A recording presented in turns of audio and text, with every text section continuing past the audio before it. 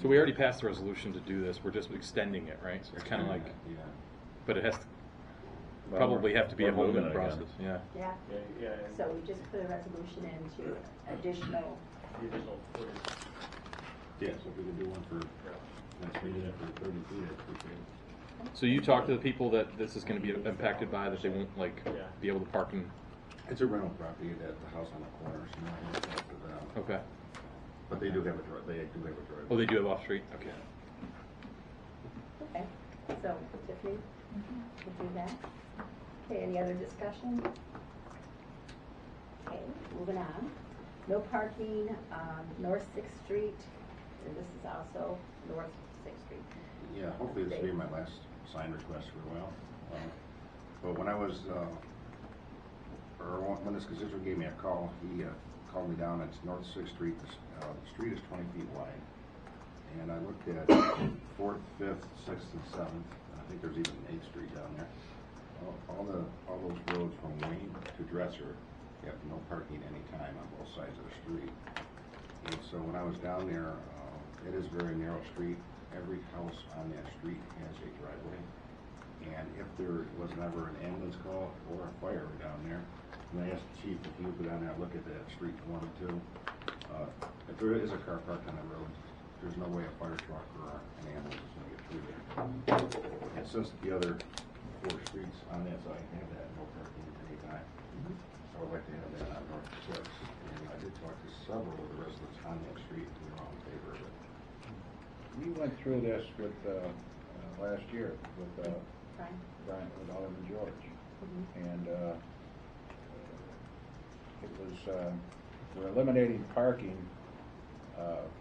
Some of the neighbors were not in favor of this because it eliminates parking for them to have visitors. The driveways are only so big, so it's been a problem. I thought we corrected it by doing no parking on one side. No, there's nothing on either side. It's open parking. Was it 6th or was it like 4th? No, it was 6th Street. Okay. Yeah. So 4th and 7th, both are, or maybe it's 5th. 5th and 7th are both Dresser Rand employee egresses and ingresses, right? And so the far end of Dresser Rand down there by what used to be the machine shop is, or what is the machine shop? There's a huge parking lot there, and then 7th Street, there's a smaller parking shop right there for well, for Plant 1, but it's Dresser Rand jargon. But there's nothing for 6th Street, right? That's sealed off, and Dresser Rand doesn't use that part of it, so that really shouldn't factor into, you know what I mean, traffic and whatnot. But if you ride down there and you look at the street, and the majority of the residents I spoke to that day, I was walking down there, all are in favor of it. The street is only 20 feet wide. I don't know if you observed it when you went down. Yeah, I believe I swear there's one on the east side of the street. No parking sign here, or yeah, it's on Google the Maps. east side. Yeah, it is on there. You can see it right here. Parking should only take up 7 or 8 feet. Should use 12 and 13 feet. It's a pretty big lane. I mean, I don't know if you guys know where to turn around like the fire, but So it's no should be parking able on to one get side. down. Yeah. It says no parking on this side, or does it say no parking here to corner? I don't know. I can't read. But you can see right there. There's the sign on that thing. Okay, is that those signs missing then? Because I didn't see any signs when I was down there. Could be. Yeah. Could get hit by a plow. There's cars parked on 7th and 8th as well. Are you sure it was no parking on both sides? of the Yes, street? there's no parking in the train on those streets. Both sides? Yeah. Is 7th by the Rocky's Platter? Because I know people park there all the time on that one side. 6th, I think, is by Focus Therapy. If I may interject, back here a year or so ago, we started having the police chief, the DPW director, and the fire chiefs. When we have these requests for signs, to do a study and come back with a recommendation. I think we should continue doing that. You know, like I say, this 6th Street one has been talked about, and at least come back with a recommendation for how it should be. How it should be done. Sound good? Okay.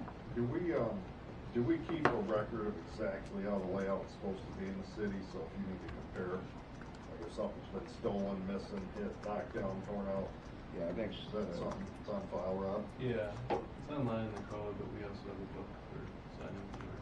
Okay, but it's something I could go on the web, you know, if I think there's a sign missing or something, I wanna know if I need to bring it to you. The regulatory signs, yes, like parking and stop Okay. signs, field signs. Yeah. Some of the other more random ones aren't, but yes. Okay. I didn't see that, no park, you said there's no parking on one side on that street? Yeah, I mean, it was, this picture's not, I don't know how current it is, but it's summertime in the picture, so clearly it's not super current. So maybe just to solve the problem, maybe the sign just got knocked down and we just need to put it back up. Yeah. I mean, would it be, Yeah, it's leaning, like there's a telephone pole right there and it's leaning back into that way. I drove down there the other day and it was just leaning right back in. It's on the old bank side, right? Which is now, It'd be on the east side of the street. yeah. so maybe there was already a resolution for that, we could just put the sign back. Somebody needs to put it on. That's a good idea. And so we'll just pass it off to the, we'll come back with a recommendation. Okay, next discussion, four-way stop, South 13th Street, oops, sorry, I jumped ahead. Crossing guard, North 17th Street at Washington Line. This is a request from a person who lives in Ward 6. Currently there, when school gets out, there's a crossing guard at North 15th and Washington, but there's not a crossing guard at 17th and Washington. And I at least want to bring it up for discussion. I don't know if it's needed, but we need to hash it out. This person has a legitimate request, so. Well, from going back in time, we've never had one at 17th and State. We did have one in front of the school and 15th Street, and up at the corner of 15th and State we had crossing guards. When we downsized, we just don't have the walking traffic anymore. That we decided back in the day, it was the crossing guard was put at 15th because that's a much busier intersection, and most of the kids that do walk east that way. So we have not had. I just talked to the chief. The school has not said there's a problem. The school has not requested anything here. I don't think we want to start adding crossing guards. We have a good system going now. You know, it's just we got one request from one individual. I think there again, there should be a study done by the police chief, and we'll see if there is a need, and we can go from there. Chief, how many crossing guards do we have for the whole city? So I know one's in front of the middle school, and one's at 15th. Okay, there's nobody at Eastview. I haven't seen that either. I think part of not the problem, but part of the situation is at our grade schools now, they just go up to 3rd grade, right? And I think a lot of those kids get picked up by their parents. Very few of them at that age walk, and if they do, they're walking with their parents. But I understand this person's concern, especially if it's one lone kiddo that's walking without a parent. But I think that's what's changed. Yeah, that's Yeah. useful. Well, it was mentioned to me that the principal for Eastview for several years that they belong to. So if you remotely consider this one, he's going to be in there walking this crossing guard. Well, you know, Because they don't have any there, do they? No. Yeah. No, I take my granddaughter there for after school, for the Y program, and the kids are all being picked up by their parents. There's nobody really crossing. The cars pull up, you know, in the back, and they get in the car and they leave. Nate, So- I'm sorry, is this guy said what the problem is, or he just wants a crossing guard there? He hasn't said there's actually a problem or there was a accident or a near accident. He just thinks the school is in between 15th and 17th, kind of equidistant. So he just feels that 17th is being neglected, and 15th has a crossing guard. What if a kid turns right instead of left? I understand that. but I would agree with Bill. I mean, that, we're right in the middle, our store's in the middle of that intersection, that little corridor there. The majority of children do go east, not west. That doesn't mean the lesser amount of kids that go west aren't important, but I would like to see a study or an observation from the police department to see if it's needed and have an official answer on it. And I would tend to think that 15th Street is probably a busy, I mean, you would know better, Nate, but 15th is probably, as far as vehicular traffic-wise, is probably a busier street than 17th. For sure. Would you One, agree? there's a light at 15. Right. Right. So yeah, that intersection is heavily used. And also the crossing walk stripes are gone on 17th and Washington, but Bob has already put a work order in to have those reapplied because the street was fixed last year. So when the weather breaks, we'll have the stripes put in. Just out of curiosity, and maybe the chief doesn't know or Bill doesn't, maybe you don't know off the top of your head, but what is the cost of a crossing guard annually? Do we have any idea? Crossing guards, I'm sorry, no, I'm jumping on, but it's $30 a day. Okay. But that's not the, you know, once we establish a crossing, then it has to be manned. Yeah. And if we don't have a crossing guard for that position, or if they call in sick, then we have to put a police officer on that crossing.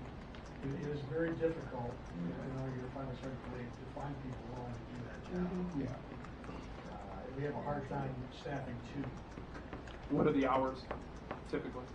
7:30 to 8:30 and 2:30 to 3:30. 2:30 to 3:30. So your day is shot for Yeah. $30. Yeah. Yeah, so. Norby's wife did a great job for over the years. I used to see her do it till her health turned. Oh, we had some long-time ones, yeah, over the Oh, years. We Yeah. did, our friend, one of ours at Orbanville, he was there for years. Mr. Bliss. Yep. Well, I don't think they do it really for the money anyway. They do it for the kids. But you're finding it to be more and more challenging to find people to fill those positions. Very difficult. Okay, so this is something the police department can check out for us, Bill, or? Yes. So you want me to, just to clarify, you want me to see like for any incidents, traffic accidents, tickets, where Talk we to get the- that intersection? Talk to the school, talk to the, you know, we'll just work up with the police study. Okay. Okay, thank you. Okay, next, four-way stop, 13th Street at West Henley. Smith, Alderman Smith? Okay, this one is again a person who lives on the west end of repairs. Currently, South 13th and West Henley is a two-way stop. Henley, traffic on Henley does not have to stop at this intersection. And for the record, I live at the end of the street, so I'm very familiar with it and traverse it numerous times per day. The person who requested this, I don't want anyone to think I'm asking for this because I live at the end of the street. This person has been asking me for 2 years, so I feel on a fairness that I want to bring it to the council. It is the only request I've had for this, but the gentleman is considerate, but he's been persistent, so I want to give it his due. It is a difficult intersection. That corridor, people move pretty quickly because that's the straight stretch on Henley down by National Grid where you can pick up speed. And it's a kind of a tight intersection. And just a little background on this, from Union to the old St. Francis light, there's 3 lights on West State. That's 4th, 7th, and 13th. And so all those numbered streets get a lot of traffic because you can turn left or right with the light. 4th and 7th have 4-way stops at Henley, which is great. 13th does not. I don't know who in the city did it many, many years ago, and I'm not going to look it up. They put the 4-way stop at 11th and Henley, which 11th is barely used. It's a very narrow street. There's lots of cars on it, and it's very difficult to turn left onto. Is that where Class Cars is? Yes. That's It's very fine. difficult to turn left onto West State off of 11. So why there's a 4-way stop there is pointless. But unfortunately, the 4-way stop is on the wrong block. That's where the So- street jogs. Yeah, there's a It's weird, different. Yeah, so I there's a think- weird shift I think right that's there. why it was a 4-way stop there. But So there's upsides to doing this because it's often hard to turn off of 13th onto Henley. and often the two cars kind of have to like creep up, and you know you're like communicating with the person through the glass, like who's going to go first, and one person has to back up. So a four-way stop would be beneficial from my point of view. The downside of the four-way stop is just one more stop sign on Henley Street, and you got one right at 11. So a lot of people don't like stopping again. But so it wouldn't be a bad thing, and it's pretty minimal downside. That's the issue. Nate, where is, I'm trying to picture, when you're on West Henley, where's Niagara Mohawk? Is that down further? It's a little further. Okay. 14th and where 15th used to be. I I know grew up it's right in west, that neighborhood, sure. so when I moved here in 2004, like I was in high school, but So it's 14. I can't believe this hasn't been brought up sooner. So actually, I'm in support of whatever you know, like this side of the discussion. Actually, if you ask me, just to curb, like I remember just looking out my window as you know, young 16-year-old kid with my permit, watching cars just whip down Sullivan or West Henley, just going right to go creep up behind Tops or vice versa, because it's just straight stretch until you hit like 19th. Mm-hmm. Should almost put a stop sign at every single intersection all the way down, just to, or speed bumps or something. But So I've been going southbound when I'm coming back from, you know, if I'm down at the Walmart Allegheny area and I'm heading this way, I'll always turn on to 13th for whatever reason. I don't know why. That's just where my brain goes, and it's always a pain because you get there and you stop and it takes a second to think, like, did they stop too? Is this a four-way? And you know what I mean? Like I've almost pulled out and then remembered it. You know what I mean? Like, oh, you know. And for years, and it's still a little bit of an issue, there's a storm grate on 13th. So if there's a car on 13th and you're on Henley trying to turn, you get in that storm grate. DPW, that was corrected a little while ago, so it's not as bad, but it's still nothing you really want to drive in. So taking turns would be an improvement. But. The So other what is the question- next step to, I mean, when we typically do these types of adding stop signs, do we request the traffic study? Is that kind of where you're completing? That might be prudent. Is that okay with everybody if we do a study on it? Sure. Well, the other question I have, you know how you're coming down 13th to go on to West Henley. Would we have to, is there parking on that you would have to say no parking here at the corner to accommodate for two cars? You know what I'm saying? Well, There is no parking Yeah, here there- at the corner on 13th. on one side. You can park Coming on from one. onto Henley. Or is it on the other side? If you're turning from Henley onto 13th going northbound. northbound, it's on the east Yeah, side. it'll of be the east side of North 13th, I believe. There's no parking. Plus, I mean, there's that automatic no parking within 20 to 25 feet of any intersection. Mhm. So But if you have two cars, I just, logistically, it's Sure. not a wide street. Okay, so we'll Well- just pass this on to DPW and the police.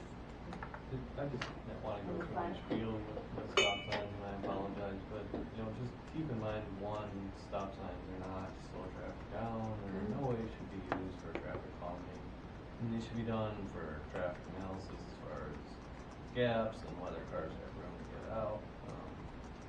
The other thing is, they can work the opposite effect. There's a lot of stop signs on Henley Street. There's one, like you said, 11th Street, which is the next four-way intersection. You can get a lot of noise created from cars accelerating because of stop signs, and people, when they stop at 4th, 7th, 11th, 12th, 13th, or whatever, you know, you tend to roll through those stops, making it perhaps more dangerous. A lot of studies have shown that they have, and that people accelerate and don't make up time stopping at all these intersections by rolling through them and through accelerating, which again creates noise and so on and so forth. So You wanted to followed, bring that up, but you followed me down Henley before. so Would it make sense to Sometimes remove a I'll stop make it sign then on Henley, on one of those intersections? I don't know. What's your thought on removing a stop sign, Bob? We should consider looking at 11th. I mean, I know it does have that jog, but we could perhaps study both, or we could all, you know, the four of us, whoever, could analyze both intersections. I support Bob, what he said, and we've talked about this before, for the benefit for the new councilman. From my perspective, I look at the data, and I typically don't usually agree with installing or making a change unless the data supports it. You know, if there's the accidents there, or speeding there, or whatever, to person wants it, I'm typically gonna, you'll find that I won't be in favor of that. Bob and I feel the same way on the causes. Anybody who's ever lived at an intersection of the city can tell you that when people stop and start, they're loud mufflers, or making noise, or squealing their tires, or people are going through the stop signs, which then, like Bob said, causes accidents. I'll do a study on that intersection, but off the top of my head, I think it's a rare occurrence where there's a car accident in that area.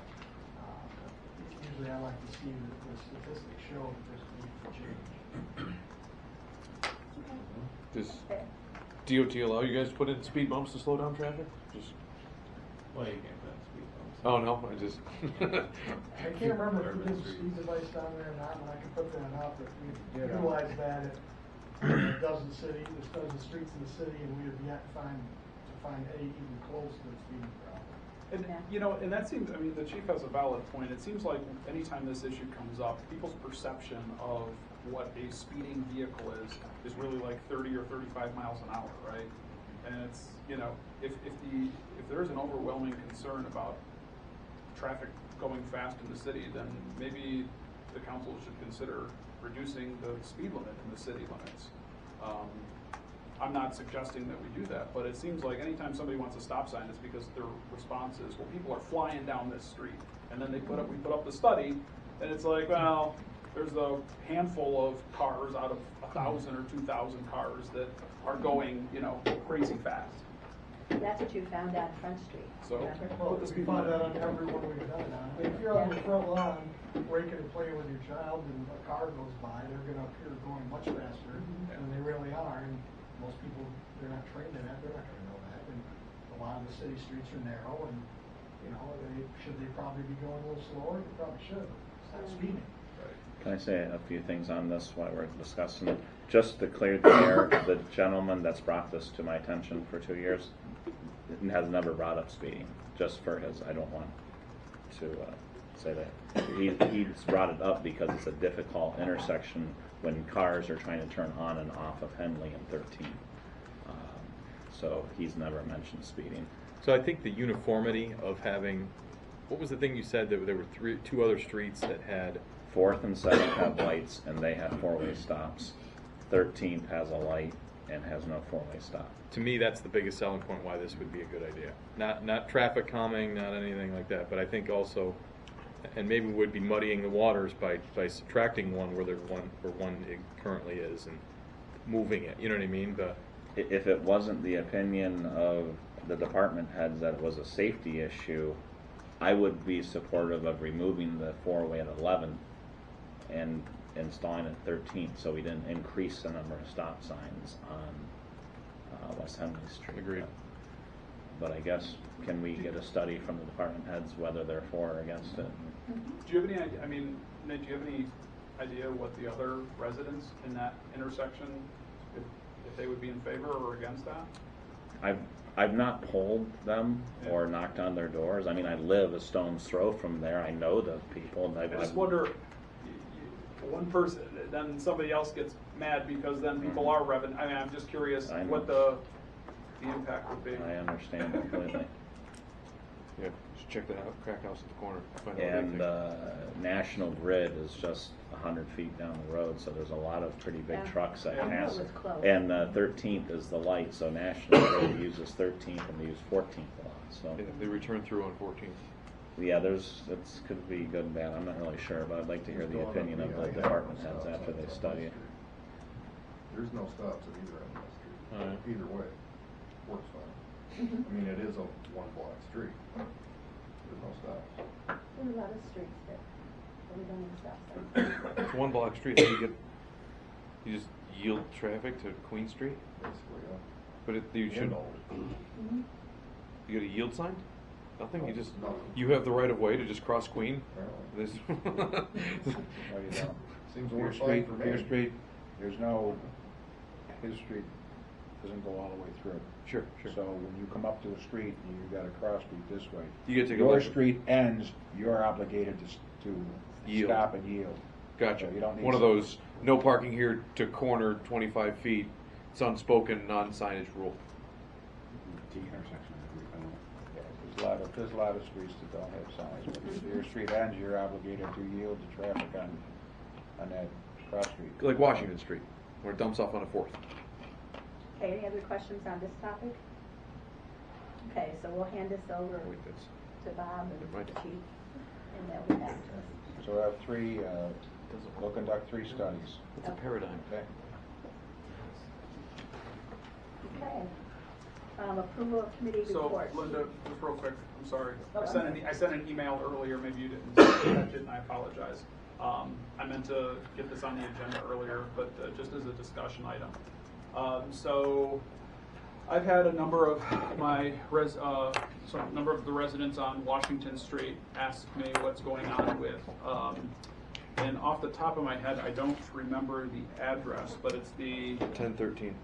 what is it? 1013. 1013 Washington. Thank you. It is the previous Rain. meth house on Washington that had a fire in it, maybe 2 years ago now. Right. And I will, yeah, sure. I'll pass it. I took those today.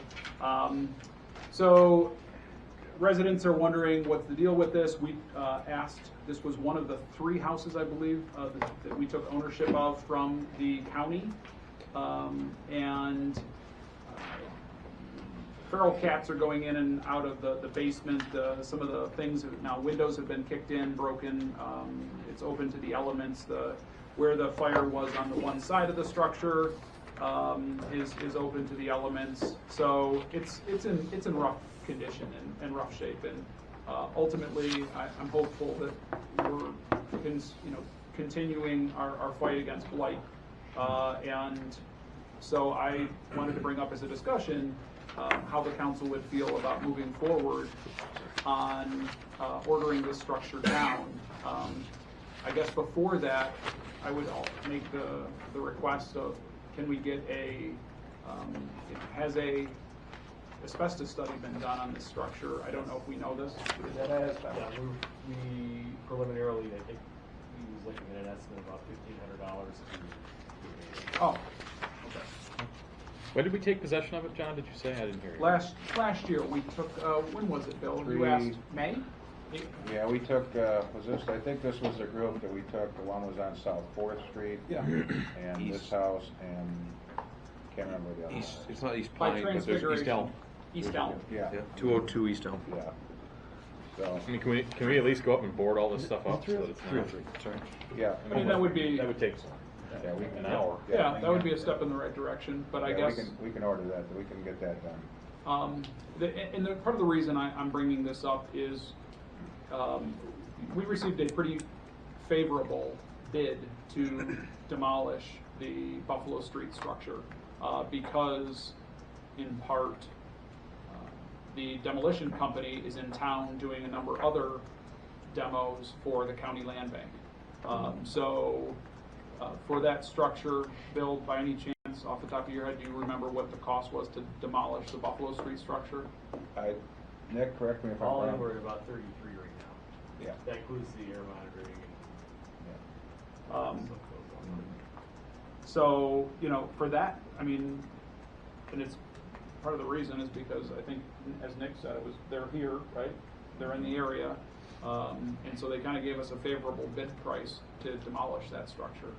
I'm wondering, and it doesn't necessarily mean that we have to, but is it worthwhile to at least reach out and get some bids on this structure? Hey, I'm all for all 3 of them, but I know we have a limited budget as it was now depleted by $30,000 for that Buffalo Street one. So I guess I'm asking the council and the mayor what your thoughts are, how we could approach this, as well as the fire chief. And I sent an email to Fred, but I don't know if he was not in today. But I was asking what our funding is in our budget for demolishing structures. Do we have anything left? Do we know? I wasn't in today, so Okay. I didn't. Okay. I didn't see. What we'll do here, what I can do here is we can get with Captain Jennings, find out if there's been a asbestos survey done on that house.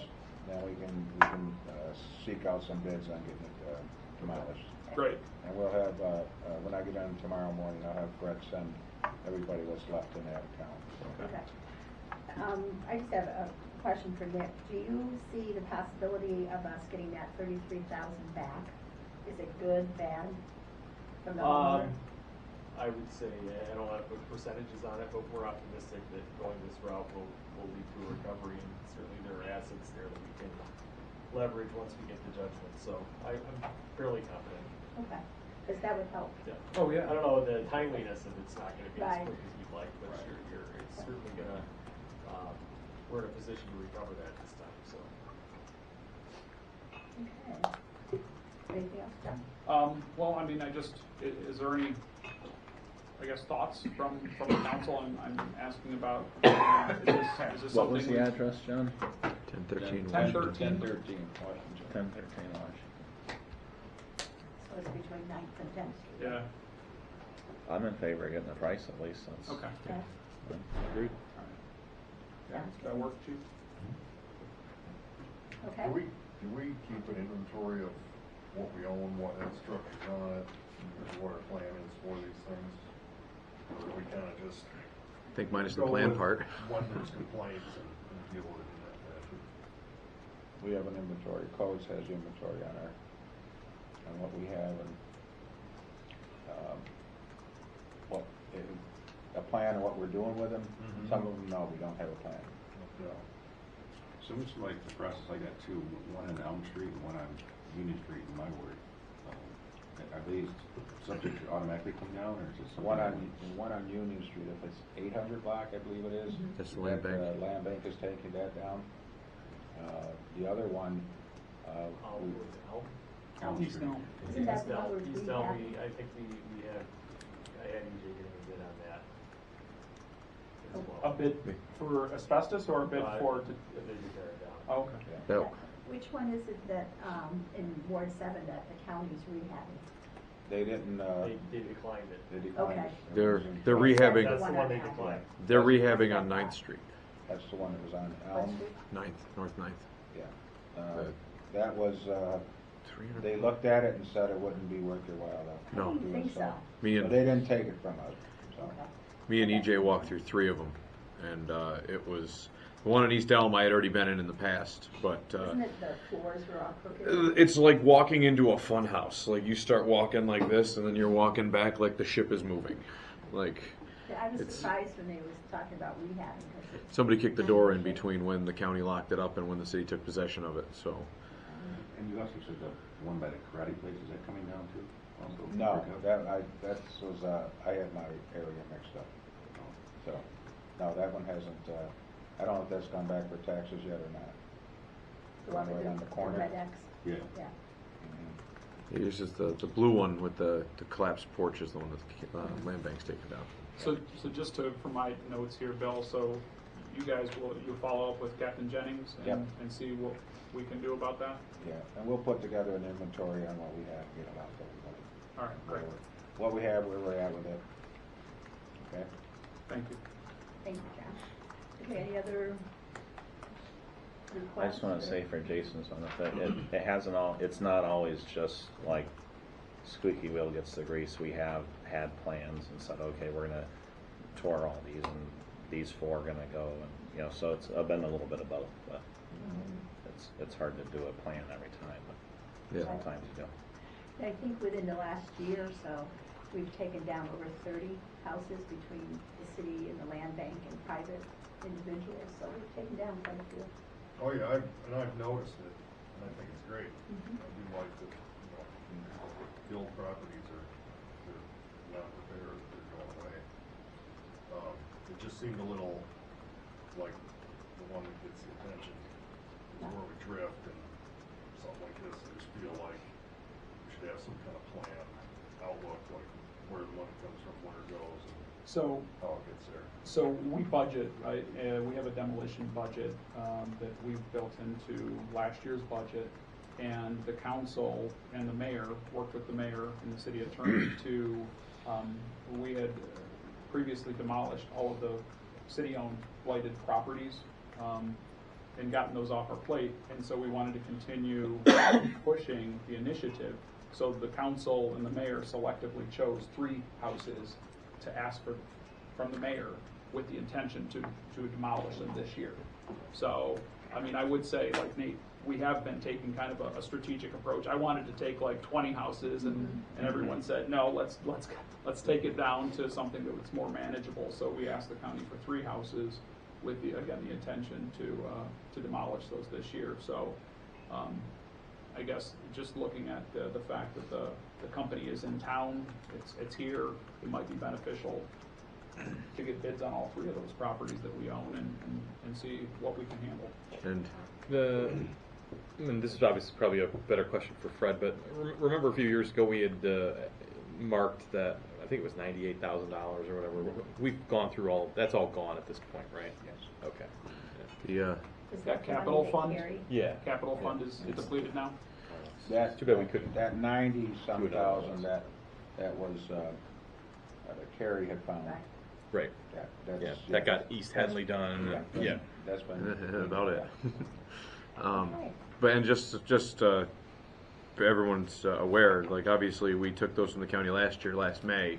The county tax auction's coming up again, and it's looking bleak for anything for an investor to want to invest in this year. We're getting there's another crop of them coming through that are just deplorable houses. So be prepared to have a lot to select from the county this year. So, because it's So coming. by investor, do you mean the Anybody who would like to buy a house at the tax auction to rehab it or rent it instantaneously okay, so as a the fire hazard. the unsavory investors is what we mean? Sure. Okay. Well, we kind of already told the county we weren't, we'd like to get cleaned up with all the things we have going so far before we take any more properties. Yeah. So, Yeah. I agree.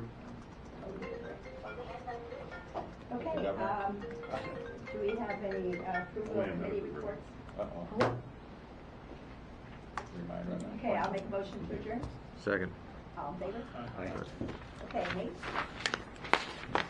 Okay, I'm calling the city operations to order. It's 6:11. All aldermen are present. I make a motion to approve the minutes of the previous meeting. Do I have a second? Seconded by Alderman Anastasia. All in favor? Aye. Aye. Any opposed? Motion carries. There's no unfinished business. New referrals for consideration. Discussion of the refuse contract. Mr. Ring. Yeah, we thought it was a good idea to get this back on, to hear the feedback that you've gotten from everybody, to give you an update of kind of where we're at. We've gotten feedback as well. We're trying to put together kind of a framework. We met with Casella, but there was an idea to have like a pre-spec meeting with all these haulers and get their thoughts. We're gonna have to give them some guidance. So initially, we think that probably the sticker program has to stay, that there's just too many people that take advantage of that and save a lot of money that way and take out the recycling. But perhaps making it a hybrid with the monthly cost that people may want to take advantage of as well, which would make it easier for the people who just want to have one bin and throw everything in there and roll it to the curb. That may lead to an exclusive contract, which I think is positive in a couple ways. We only have one hauler trucking around all our streets and breaking them down. That we would regulate it and we would collect revenue on this hauler, even in the monthly fees. Because there are a couple around town that, our residents are hiring for monthly fees. They're not picking up recycling, I think, in some cases, which, I think is, I don't know by law they need to recycle. But I think it's best if we control it, we regulate it, we collect the revenue on it. I don't know, that's kind of the framework of it. Maybe with your feedback and hauler's feedback, we can put together a bid, because we should have this open by May 1st, give the contractor a chance to make stickers, to get bins for people to sign up for the monthly fees and stuff like that. There's a lot of details that need to be worked out. So, if you're asking for feedback, I will confirm what you've probably heard as well, and that's a number of my residents have called and said, please don't let them take away the sticker program. So there is a fondness and an affordability, and I think Dave brought it up, and a good example of it for people who just buy one small bag and that's all they have, and it costs them $1.50 or whatever it is a week. But I really like the hybrid option as well for people who might have rentals, and they could just build that one price into the rent, the monthly rent, and have a tote there, and then their resident doesn't have to worry about buying stickers, right? So I think there is a benefit to both, and I would support a hybrid version. I got the same calls, and mine are mostly elderly, and they don't want to give up their stickers. They also don't want the yard waste to go away. They really like that. They don't have to, because a lot of these folks used to go to Front Street, take their leaves and their branches, and now we pick it up. And it's once a month, but they love it, and they don't want to give that up either. So they like the sticker and they like the yard waste. I was going to say, but the yard waste is awesome, isn't it? So, no. No? Casellas picks up It's the Oh, really? Yeah, we've had a contract with them for, Oh, what, about 8 years I didn't now? know that. The same way the contract also includes like city receptacles too. Like we have like a garbage dumpster down at the city garage, plus the garbage cans around the So city. that's I've never noticed. I take advantage of it.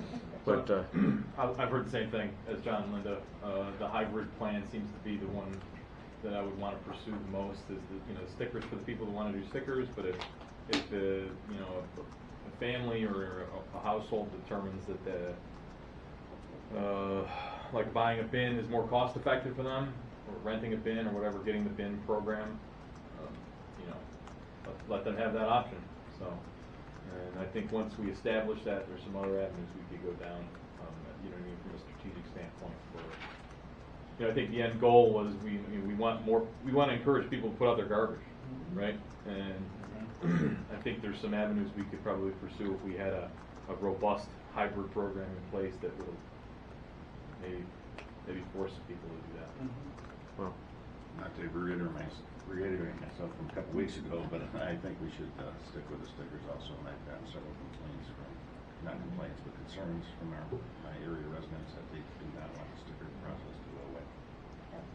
I've got my fair share of almost death threats. Being the guy that brought up the discussion item in the first place, so I agree that the sticker program is something that should stick around. I've been mulling this back and forth because creating like a hybrid program, essentially people can already do that. You can call Casella, you can call any of the other waste haulers and order, a toter for recycling and a toter for garbage. And so that's the only difference is with that is the exclusivity of one contractor in the city. Does it hinder free market? Yes. Does it, what I mean? But it also, does it ease the complaints that a lot of us probably get that, hey, I got a trash truck that comes every Monday and then in my neighborhood, and then I hear another trash truck comes by and picks up other trash cans on Wednesdays. You know what I mean? I get those complaints too. So it's a double-edged sword. A couple elderly constituents that called or emailed, and I asked them to call me, and I kind of explained a lot of things to them. I said the one major issue that the council might have to address separate from the waste contract is if you take a sticker program, if you use the sticker program, all trash should be in a lidded container to prevent the wind from blowing it around, to prevent animals from getting in it. And there was probably 4 or 5 different constituents that said, well, I can't carry a trash can out with a trash bag in it. And so that's the one thing that I got. It's hard to argue with somebody on that point, but like it seems like if you can't carry a trash bag, like I don't know how to kind of explain that. Like if you can't carry a trash bag and a trash can out, how do you know what I mean? How do you do things around your house? How do you live on your own? That was a hard one. So, but I do see the one lady insisted that she sprays them with Windex every week to keep the cats away. I don't know how effective that is, but I don't know how you put that in the code. You must spray your thing with Windex or put it in a lidded can. I do think that's something the council should address, though, is that to not have just bags plopped on the curb and open mouth recycling bins with all the plastic blowing around the streets and everything. So, But with the Casellas and I remember years ago we discussed this, you don't have to separate them anymore. They have the conveyor that pulls out the plastic and the cans and stuff. Isn't that true? For sellers? Not here, they take it to a sorting facility. Right. Sorting. Yeah. Sorting. Yeah.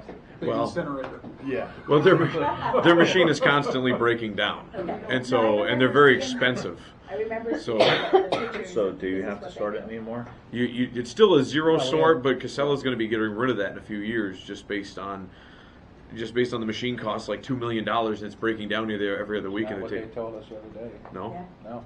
So they take it from here, and where they say they take it out to? Somewhere in Rochester. Yeah. Geneva To their- or such to their- Probably shipped it to China. to their sorting facility, and they said they actively work all the time to find new vendors for the recyclables. So, Yeah, that's been in effect for a few years Mhm. now. But you know, the other thing is maybe we should invite them to come and talk to us, you know?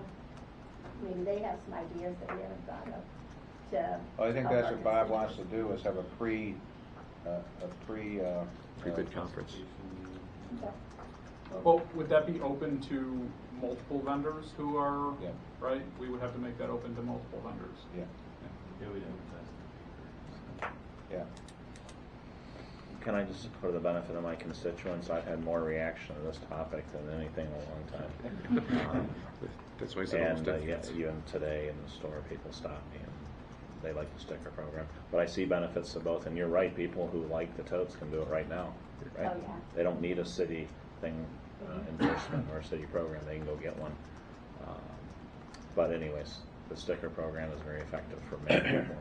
But I think for favorable bids, I think if exclusivity is given to the contractor for the residential people, it'll be a more favorable bid than knowing that he has X number of clients versus Sure. unknown. Mhm. So, Yeah, I would expect the economies of scale would come in a little more favorable if you were able to give them an exclusive contract.